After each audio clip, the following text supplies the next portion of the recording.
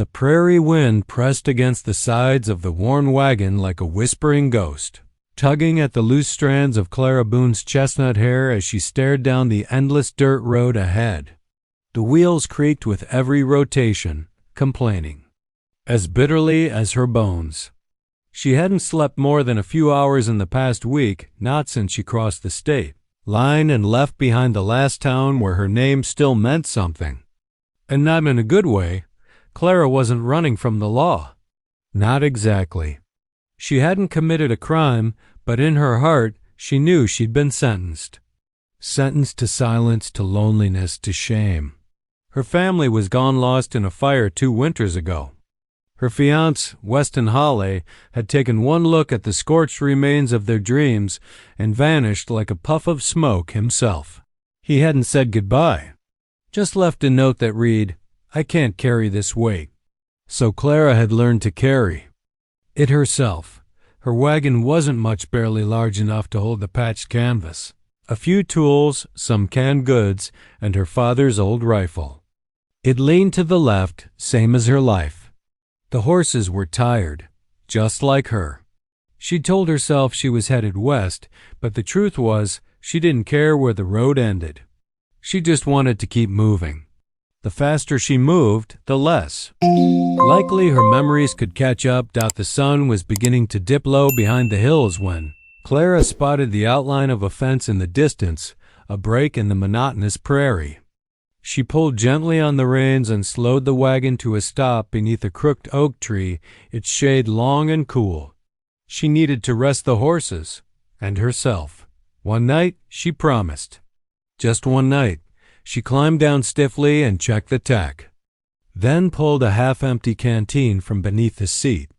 As she sipped, her ears caught something strange singing, high-pitched and sweet, like a bird learning its notes. Turning toward the sound, Clara saw a little girl standing in a field of sunflowers just beyond the fence.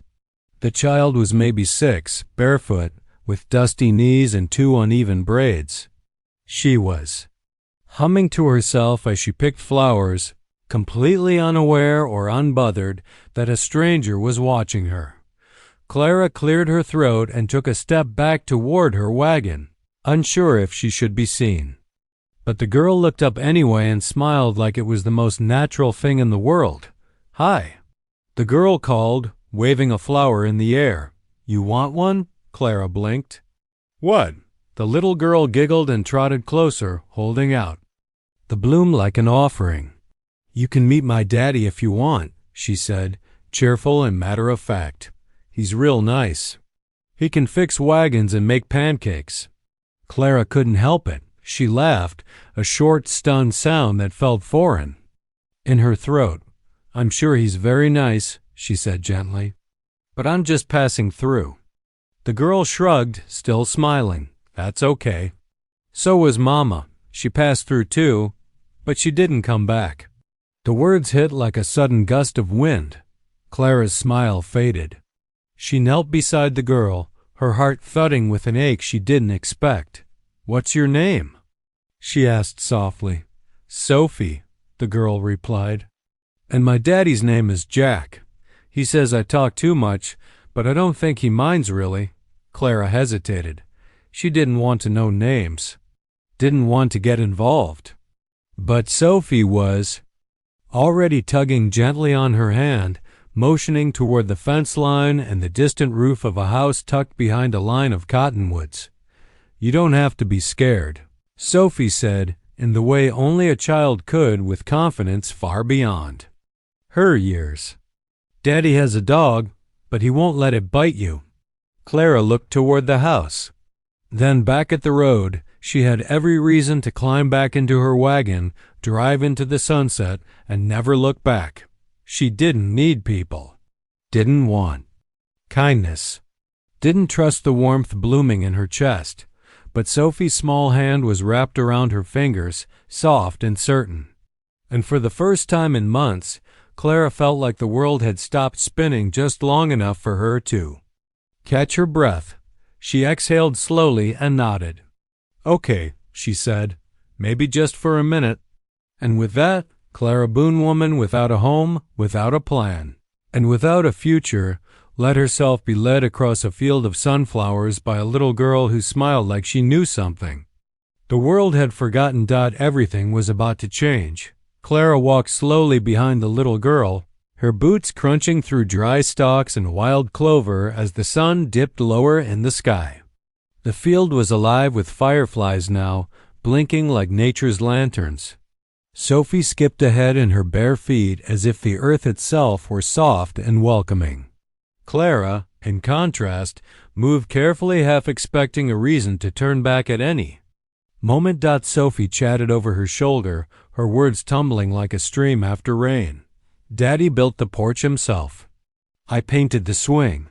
It's blue, but the paint dripped on the dog's tail and now he's blue too. Clara gave a tight-lipped smile. Sounds like a fine porch. Sophie stopped suddenly and turned around. Do you have a porch? Clara hesitated. I used to. Do you miss it? The question struck Clara harder than she expected. Not? Just the porch, the memory of it. Afternoons spent reading with her mama, evenings when the lanterns flickered and her papa played the fiddle, the scent of honeysuckle curling through open windows. That porch was long gone, like everything else. I suppose I do, Clara said, voice barely above a whisper. Sophie seemed satisfied with the answer and continued leading the way. Soon, a simple white farmhouse came into view, 2 stories, sloped roof, a chimney leaning just slightly to one side. It wasn't grand, but it looked solid, lived in. The front porch really was blue, with an old rope swing hanging off one side and a dented tin watering can resting on the step. Daddy, Sophie called as she hopped up the porch steps. There's a lady and she's not scary. Clara froze near the gate, heart thudding. The door opened and out stepped a tall man, mid-30s, with broad shoulders and a 5 o'clock shadow that looked like it belonged there. He wore a simple cotton shirt rolled at the sleeves, dark suspenders, and the kind of quiet that made Clara straighten involuntarily. He didn't reach for a gun, didn't bark a warning. He just stepped onto the porch and looked at her like he was trying to read a book with half the pages torn out. Sophie rushed to his side and tugged his sleeve. She was at the road with a wagon. I gave her a flower. I told her you make pancakes. The man raised a brow, but his tone was calm. Did you now? Clara cleared her throat. I didn't mean to intrude. My horses needed rest. Your daughter was kind enough to offer company. He stepped down the porch, his gaze steady but not unkind. Not many strangers come through Willow Bend. Let's stop. I wasn't planning to stop, she admitted. Still not. The man nodded slowly. Name's Jack Marston. She considered giving a fake name, but something about the place about him unraveled her instinct to lie. Clara Boone. He didn't flinch. If he recognized the name, he didn't show it. Well, Miss Boone, Jack said, glancing toward the faint outline of her wagon behind the trees. You're welcome to water your horses here. Got a clean trough out back. And if you're hungry, there's stew on the stove. Sophie's got a habit of feeding people she finds. Sophie beamed. I helped with carrots. Clara hesitated. She didn't take handouts, not from strangers. Not anymore. But something in Jack's voice wasn't charity, it was offering. An honest one.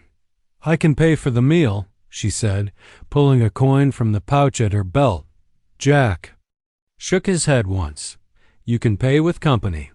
No one likes to eat alone, especially not Sophie. Clara glanced again at the child, who was now dragging a wooden chair to the porch table and setting out 3 spoons without being asked. Her chest tightened. I'll stay for supper, she said quietly. Then I'll be on my way. Jack nodded again, that unreadable expression still painted across his face. Suit yourself. As the screen door creaked open behind him, Clara stepped onto the porch. It was the first porch she'd set foot on in over a year, and the first one that didn't make her want to run inside. The house smelled like stew and fresh bread, and the fireplace crackled gently in the corner. Sophie waved her to a seat. Jack ladled steaming broth into bowls. It was so ordinary it almost broke her heart. She sat down at the table. She wasn't ready to trust. Not Jack. Not Sophie. Not this peaceful little house in the middle of nowhere. But as Sophie handed her a cloth napkin and grinned with carrot-stained fingers, Clara felt something she hadn't in a very long time. Warmth. Maybe even the beginning of safety. And all because a little girl had smiled at her like she belonged. Jack Marston moved like someone who didn't waste time on things that didn't matter, and Clara noticed. The way he filled her bowl before his own. The way he watched Sophie quietly, letting her chatter but never letting her get too wild. The way he set his hands flat on the table before they ate and said a soft, quick prayer, not for show, but like it was stitched into his daily life. Clara didn't say much during the meal. She didn't know how to sit at someone's table and feel comfortable anymore. It had been too long since someone passed her bread without suspicion or pity. But she ate slowly, politely. The stew was simple, rich with potatoes, rabbit, and thyme. She hadn't tasted anything this warm in months. Where were you headed before Sophie waylaid you? Jack asked after a few quiet bites. Clara looked up. His tone wasn't nosy, just curious. She chose her words carefully. West, she said. Didn't really have a map. Just following the sky. Jack nodded, like he understood what it meant to chase the horizon. Sophie chimed in before the silence got too long. She's got a wagon and 2 horses, but the little one's limping, I saw. Clara's shoulders tensed. She pulled up lame yesterday. Probably a stone bruise? Jack wiped his mouth with a cloth and stood. I'll take a look after dinner, Clara blinked. That's not necessary. He looked at her calmly. You're letting me feed you. Let me help your horse. She didn't have a good reason to refuse. Pride wasn't worth breaking a good mar over.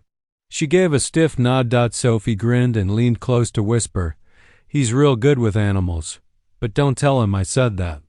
After the meal, Jack went out to the barn with a lantern. Clara followed, grateful for the excuse to be moving again. The barn was sturdy, smelling of hay and old leather. Her wagon sat just outside, one of the horses tied off and resting. The other, her smaller buckskin named Rue, stood with one leg favoring the other. Jack crouched beside the mare, running a practiced hand down her leg.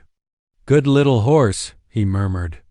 Rue didn't flinch, even when he pressed gently along her cannon bone. He squinted into the shadows of her hoof. Stone bruise, just like you said, he confirmed. She need rest. 3, maybe 4 days. Could soak it in Epsom if you've got any. Clara let out a breath. I have some left. Thank you. He stood and looked at her, not with suspicion or pity, but with the kind of steadiness she wasn't used to anymore. She realized then that Jack Marston wasn't a loud man. He didn't need to be. His presence spoke for him. There was something solid in him, unmoving, the kind of man storms had to go around. You've been on the road a while, he said. It wasn't a question. Clara nodded slowly. Since spring, he didn't press. Didn't ask why. Just gave a short grunt and walked over to a barrel where he began mixing water and salts. I can spare a stall, he offered. And a bed. Got a guest room upstairs. It ain't much, but it's better than your wagon. Clara hesitated. She was used to sleeping under canvas, waking to the sound of coyotes and cold wind. A bed? A door that shut? She wasn't sure she remembered how to rest like that. You don't even know me, she said, studying him carefully. Jack turned back to her, lantern casting sharp lines on his jaw. Sophie liked you enough to bring you here. She doesn't do that often. Lost her mama when she was 3. Since then, she watches people like hawks. Clara looked away. She's sweet. Strong, too. Jack's voice softened just slightly. She sees things most adults miss. If she says you're good, that's enough for me. Clara wasn't sure how to respond to that. She wasn't used to people trusting her. She certainly didn't trust herself. I'll think about the room, she said finally, but I'll pay for my keep. He gave a slight nod. Suit yourself. Work comes easy on this ranch. As he dipped a cloth into the salty water and began soaking Rue's hoof, Clara stood silently beside him. For the first time in what felt like forever, she wasn't calculating how soon she could leave. She wasn't checking the sky for storms or listening for hoofbeats behind her. There was still distance between her and this place between her and Jack Marston, but something was shifting. Something quiet and unfamiliar, and it all started with a little girl in a sunflower field. The next morning, Clara woke to the smell of coffee and frying bacon. It startled her. Not the scent, but the softness of waking without dread. She hadn't meant to sleep in the house. Jack had offered the guest room again after tending her horse, and somehow, though her body resisted at first, she'd agreed. Now she lay curled under a handmade quilt, sunlight trickling through linen curtains that smelled faintly of lavender. The first time in months, she'd slept the whole night through. She sat up slowly, rubbing her eyes. Her boots were neatly placed beside the bed. Her travel bag was untouched. A small pitcher of water and a basin sat near the corner with a towel draped over the edge. The quiet care of it unnerved her more than it should have. Downstairs, Sophie's laughter rang like wind chimes. Clara dressed quickly and descended the narrow wooden stairs. The house was simple, worn in a comforting way. There were no frills, no wasted space. Everything had a purpose, from the bookshelf packed with dog-eared novels to the wooden rocking chair beside the hearth. And yet it didn't feel cold. It felt lived in, loved. Even in the kitchen, Sophie stood on a stool at the stove, proudly, flipping what appeared to be pancakes with far more confidence than precision. Jack hovered nearby with a towel over one shoulder and a steadying hand on the edge of the pan. She's insisted on making breakfast, he said when he spotted Clara. I offered to save us all, but she said I'm not allowed to interfere. Clara chuckled softly. She's got a strong will, Jack smirked. She gets that from her mother. The words hung in the air for a moment, not heavy, but reverent. Clara gave a respectful nod and glanced at Sophie, who turned and waved. A spatula like a sword. Clara, you stayed. I made 3 pancakes. 1 for me, 1 for Daddy, and 1 for you. Clara blinked. You assumed I'd be here for breakfast? Sophie beamed. You looked like someone who needed a good breakfast. Jack raised an eyebrow but said nothing. They sat down at the table, 3 plates, 3 mismatched mugs, and a small bowl of blackberry preserves in the center.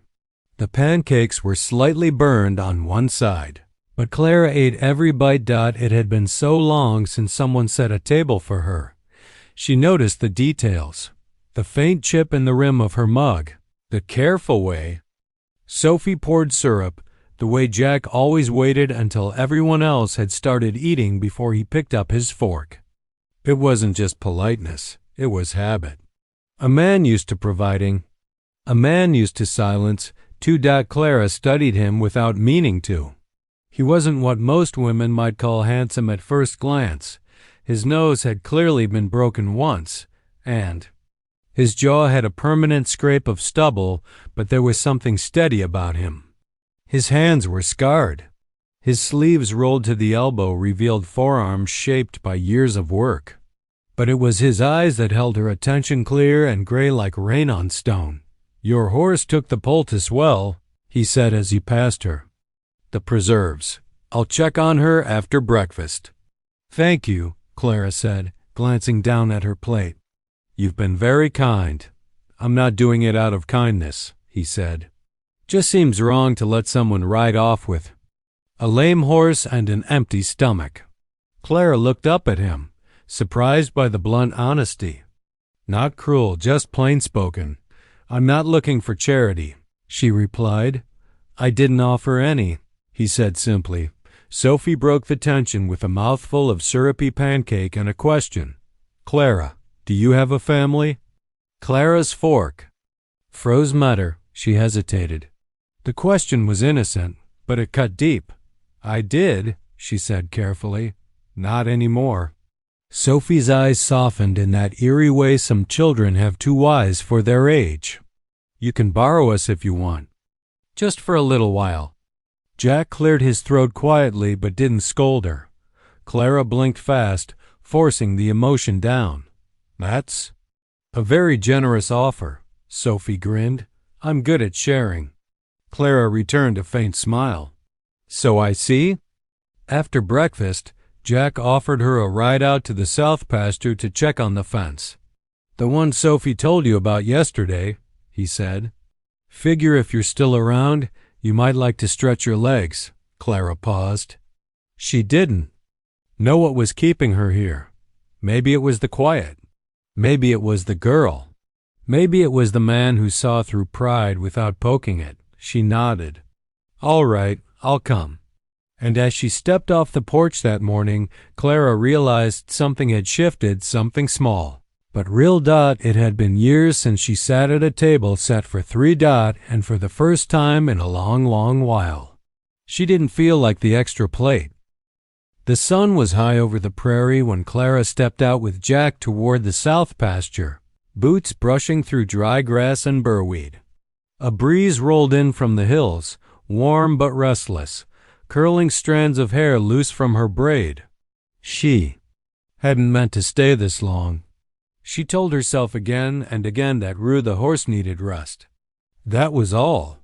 But as Jack walked beside her, his step steady and sure, she wondered if the real reason she hadn't left yet had less to do with a horse, and more to do with a porch, a table, and a pair of gray eyes that asked nothing for Muffin. The fencing was mostly intact, save for a sagging section where some posts had shifted in the earth. Jack set down a bundle of cedar rails and a small toolbox, then offered her a hammer without a word. Clara raised an eyebrow. You don't think I'm the delicate type? She asked. You made it halfway across the territory alone, Jack replied, lifting the old post from the earth. I figure you know which end of a hammer to use. Clara smirked, then got to work. The silence between them was easy, not tense, not awkward. They moved with the rhythm of two people who didn't need to fill space with talk. The occasional grunt of effort, the creak of settling wood, the tap of metal against nail. It was grounding dot. After a while, Jack wiped sweat from his brow and leaned against a fence post. You don't strike me as the wandering sort, he said. Seems like there's more story than you're telling. Clara hesitated. She'd kept the truth tucked deep, tied up like letters never mailed. But something about this man, this land, it didn't judge. And maybe the weight would ease if she spoke even a part of it aloud. My family owned a peach orchard, she said quietly. South of Abilene, been in the family 3 generations. We had 15 acres, a small canning shed, 2 barns. Her lips pressed into a line.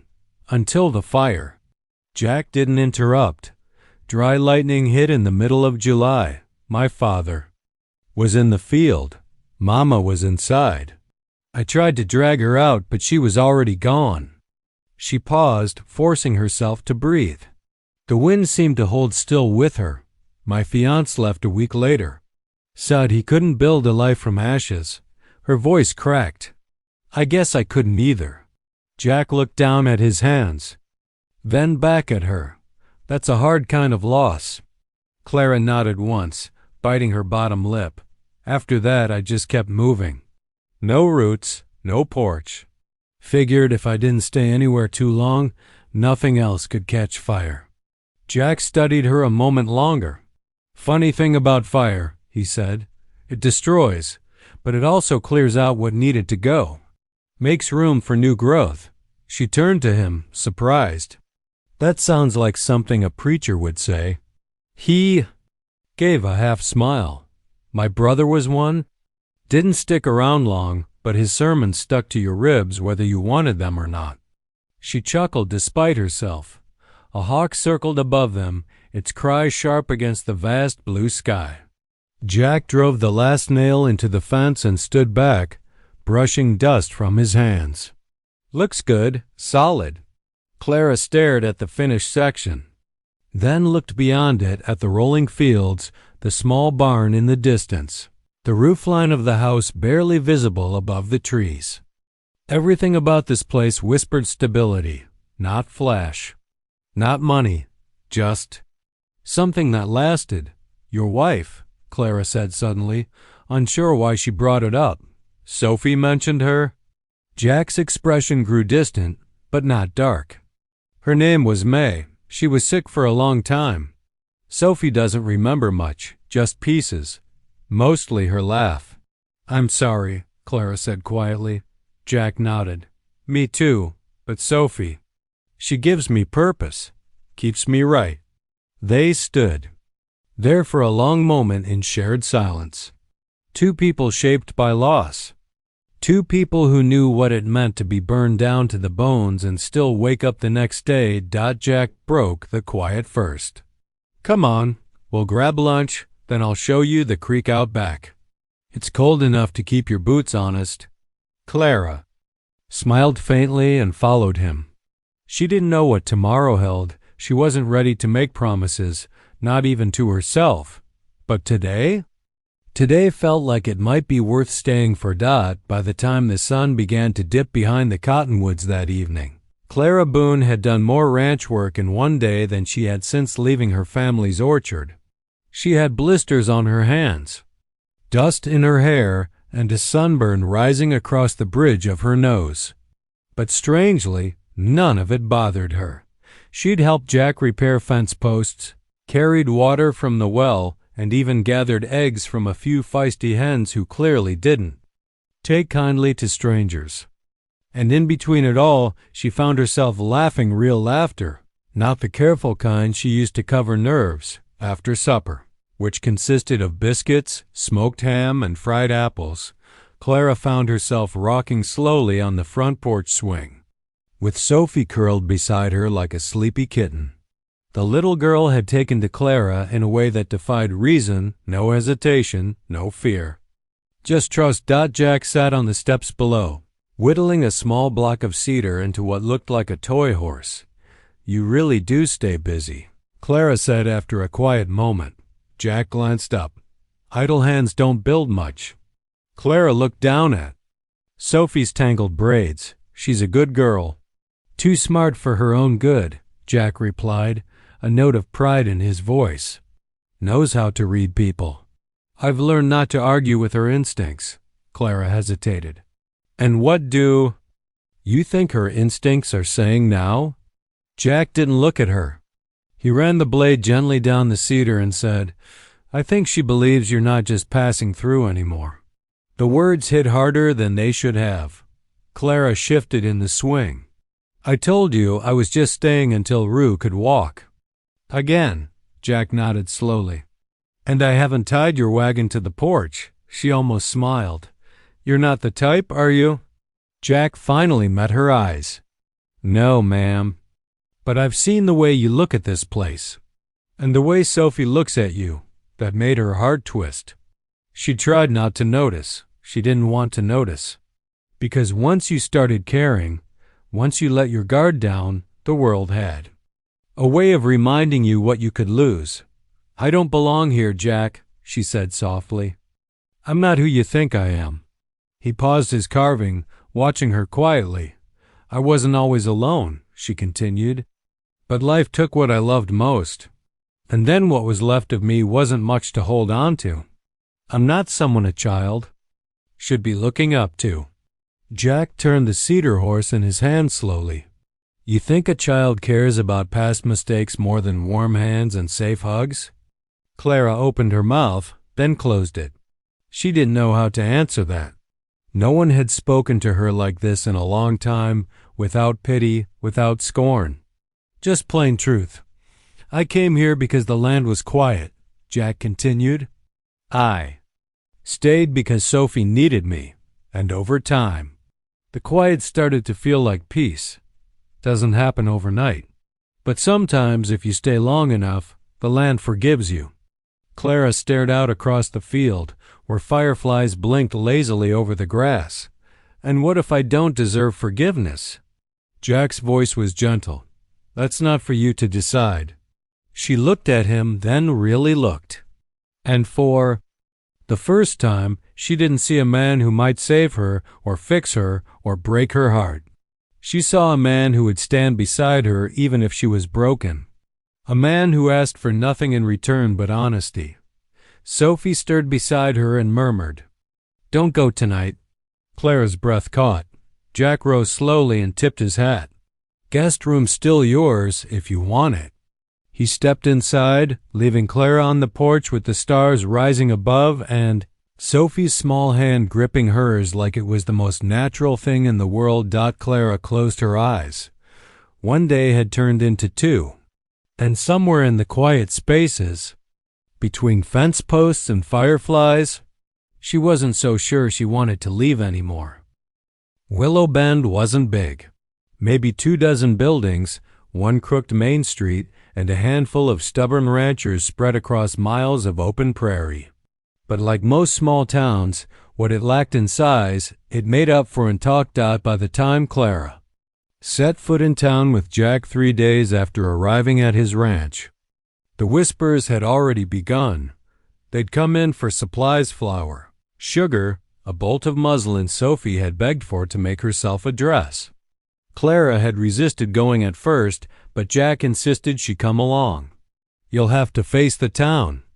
Sooner or later," he'd said. "Might as well do it beside someone who knows how to stare back." That's exactly what he did when the first glances came their way. Clara could feel it. Heads turning, murmurs trailing behind them like smoke. She knew the look, not quite cruel, not quite kind. Just curious enough to hurt. A woman alone. A stranger. Riding with a man who'd buried a wife 5 years earlier and hadn't brought anyone to town since. They passed the livery, where 2 old men tipped their hats to Jack and gave Clara a long, polite once-over. One of them muttered something, too. Low for her to hear, but Jack either didn't catch it or chose not to respond. Inside the mercantile, Clara tried to keep her chin up. She helped Sophie sort through bolts of fabric while Jack spoke quietly with Mr. Everett, the shopkeeper. "You're the one staying at the Marston place?" A voice said behind her. Clara turned to see a middle-aged woman with tight gray curls and a hard-set mouth. She wore a black dress too formal for shopping, as if she'd come out just to confirm a rumor. "I'm just helping out a few days," Clara replied evenly. The woman's eyes narrowed. "Most women who stay there don't stay long. Jack's kind, but he's got responsibilities. You don't strike me as the settling type." Clara swallowed the heat rising in her chest. "I'm not looking to stir trouble." "Good," the woman said, her voice sharp and clipped. "Because Willow Bend has a long memory." Before Clara could reply, Sophie appeared with a bundle of fabric and a triumphant grin. "Clara's gonna help me sew this into a Sunday dress." "Right, Clara?" The woman's mouth tightened. She gave a cool nod and walked off. Clara sighed, forcing a smile for Sophie's sake. "Right." At the counter, Mr. Everett added their items to the bill without asking too many questions. Jack, as always, kept his responses short and civil. But Clara could feel the weight of the town pressing on her shoulders, invisible but suffocating. When they stepped out into the sunlight, Jack handed Sophie the small bundle of fabric and said, "Go get us some licorice from Miss Hattie's. 2 strips each." Sophie skipped off. Jack turned to Clara. "Don't mind Lorna Gibbons. She thinks she's the gatekeeper of this town's decency. Been giving me that look since my wife passed." Clara folded her arms. "She thinks I'm just passing through and stirring trouble. She thinks anything that doesn't come with a church hat and pedigree is trouble." Clara exhaled slowly. "She's not wrong to be cautious." Jack stepped closer. voice low and steady. "Clara, I don't care what the town thinks. I've known most of them since I was Sophie's age. They'll talk today and something else tomorrow." She looked at him, brows furrowed. "But you should care. Your daughter lives here. She's growing up in this town." Jack's eyes didn't flinch. "Sophie doesn't need their approval. She needs a good example. She needs honesty. And she needs people in her life who don't run the second they feel eyes on them." Clara didn't know what to say to that, because she had run from everything.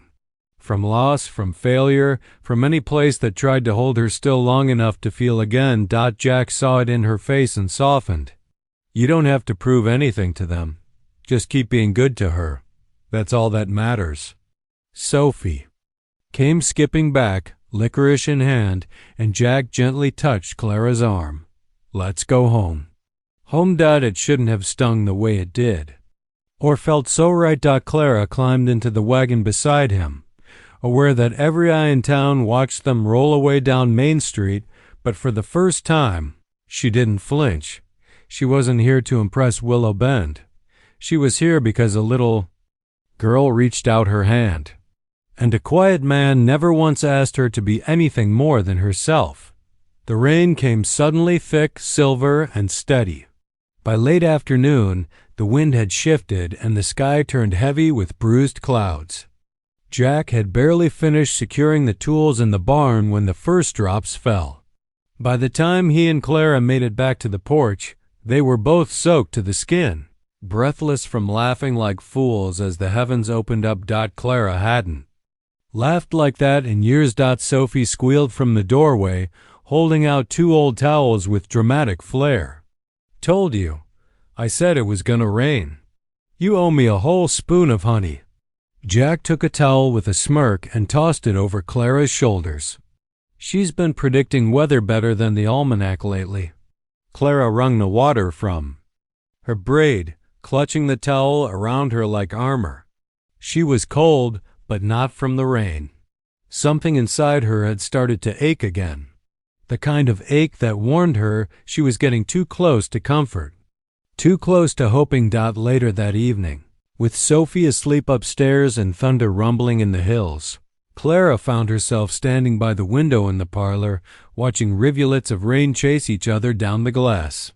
The fire crackled behind her, casting flickering shadows across the wooden walls. Jack entered quietly, carrying 2 mugs of coffee. He handed one to her and leaned against the doorframe. His sleeves were rolled up again, revealing strong forearms, and his expression was unreadable. He didn't say anything right away, just sipped his coffee and watched her watch the storm. "You're thinking about leaving," he said finally. Clara stared at the window. "I've been thinking about it every day." Jack nodded like he'd expected that. "And?" She turned to him. "Every day I think of it less." The fire popped sharply. Jack looked at her then, really looked. "Why'd you leave Abilene?" Clara exhaled slowly. "No use hiding now. My parents died in a fire," she said, "a 1.5 years ago. Our orchard caught during a dry season. I got Mama halfway out before the beam gave way. She died in my arms." Jack didn't flinch. "My fiancé left 5 days later. Told me he couldn't carry what I'd been through. Sighed I was too angry. Too broken. Sighed I made him feel heavy." Clara's voice shook then. Not with tears, she'd cried herself dry long ago, but with a bitter edge. "So I left too. I just kept moving. I figured if I didn't stop, I wouldn't break anything else." Jack didn't speak for a long moment. "You didn't break anything," he said quietly. "You survived," she scoffed. "Doesn't feel like surviving. Feels like dragging my soul across gravel." He set his mug down on the mantel and walked over to her. "You ever notice how the land looks after a burn?" She frowned. "Next spring, everything comes back twice as green. Even wildflowers bloom where nothing grew before." Clara looked up at him. Her voice cracked. "What if I don't know how to grow back?" Jack took a step closer. close enough she could feel the warmth radiating off him. "Then let someone help you. Let us help." Clara shook her head, blinking back the sting in her eyes.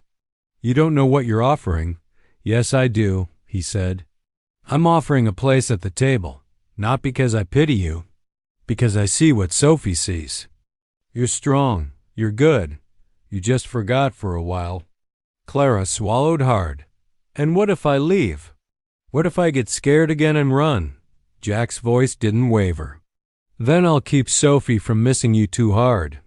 And I'll mend the fence you broke through.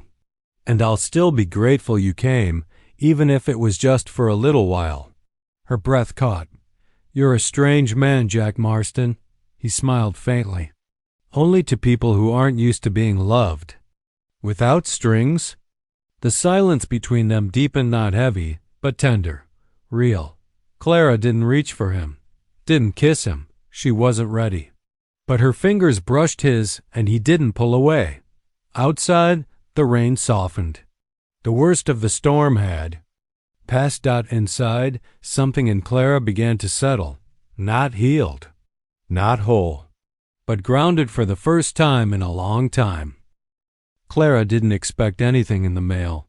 She hadn't received a letter in over a year, hadn't written one either. That part of her life she'd left behind somewhere on the trail between grief and guilt. So when Sophie came bounding from the post office holding a yellowed envelope with Clara's name scrawled across the front, her heart dropped into her boots. "Clara," Sophie called, "this one's for you." The man said it's been writing around half the territory. Clara took the letter carefully, her fingers trembling as she traced the familiar handwriting. It was from Abilene. The name in the corner Westenhale made her stomach twist. She hadn't spoken that name aloud in over a year. Jack stood nearby, leaning against the wagon, arms folded. His gray eyes narrowed as he watched her carefully. "You all right?" he asked. "I don't know," Clara admitted. She didn't. "Read the letter there. Not in front of Sophie. Not with the street watching." She tucked it into her satchel and kept moving, her mind a swirl of dust and memory. That night, after Sophie had gone to bed and the dishes were dry, Clara stepped out onto the porch alone. The stars were sharp and cold above the prairie, and the breeze whispered through the cottonwoods. Like it knew secrets she didn't, she sat on the edge of the porch and opened the letter with slow, cautious hands. "Clara, I know I have no right to write you. I left you when you needed someone most. There isn't a day that goes by I don't remember your face the night I walked away. The fire scared me. Not just the flames, but what came after. You were stronger than me, and I didn't know how to live with the fact that I couldn't carry your sorrow, so I ran. Coward that I was. I heard you sold the orchard, packed what was left, and vanished west. I don't expect forgiveness. I don't even expect a reply. But I want you to know something. I remember the girl who could climb a peach tree faster than any boy. The girl who danced barefoot in summer storms. And the woman who stood in the ashes and kept breathing. You deserved better than me. If this finds you, I hope it finds you somewhere safe, somewhere kind, with someone who knows how rare you are. Weston. Clara read it 3 times before folding it carefully and placing it back into her bag. Her eyes burned, but she didn't cry. Not for him. She was long past that, but something did crack inside her, something brittle she hadn't known was still holding on. It wasn't the pain of losing Weston. It was the weight of how long she'd carried the lie that it had been her fault he left. She sat there for a long while, hands folded, eyes distant. The porch door creaked open behind her. Jack didn't speak, just walked out and handed her a blanket. She took it, grateful for the warmth. He sat beside her in silence, elbows resting on his knees.